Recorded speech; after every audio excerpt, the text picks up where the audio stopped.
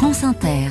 Voici le journal des Outre-mer. Bonjour José-Manuel Lamarque. Bonjour Mathilde Munoz. Et on commence par la Réunion, placée en alerte orange cyclonique. Les habitants ont été appelés à rester chez eux cette nuit.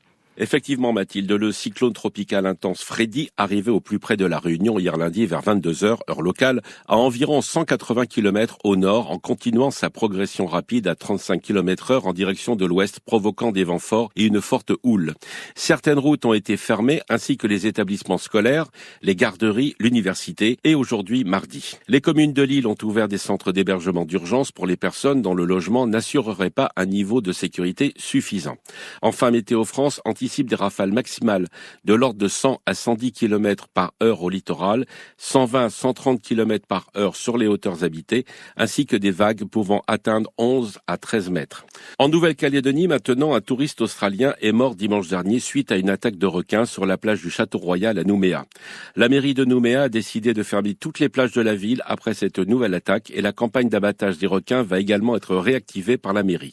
Géraldine Bourgoin, directrice des secours de la ville de Nouméa, au micro de Stéphanie Chenet de Nouvelle-Calédonie, la première. Vers 16h30, les deux surveillants de baignade ont été alertés par des cris dans l'eau. Donc ils ont tout de suite procédé à l'évacuation de la plage.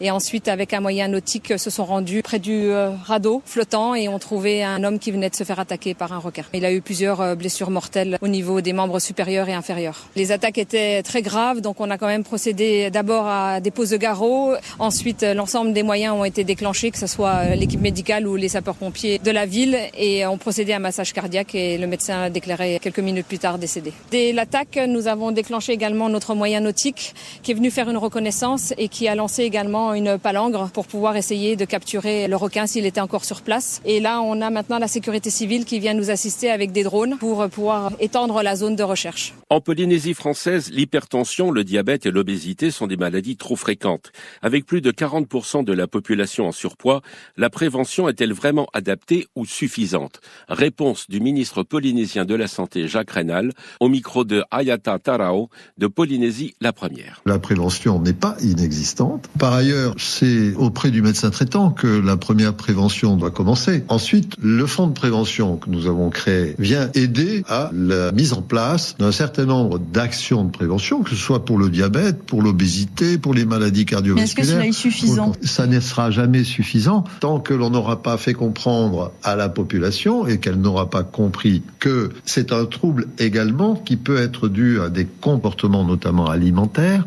Est-ce que tout le monde a compris qu'il fallait bouger dans la vie et que si on avait des jambes, c'était fait pour marcher ou pour courir? Est-ce que tout le monde a compris qu'il fallait arrêter de boire des boissons gazeuses sucrées ou tout du moins de n'en boire que lorsqu'il y avait des fêtes et non pas au quotidien?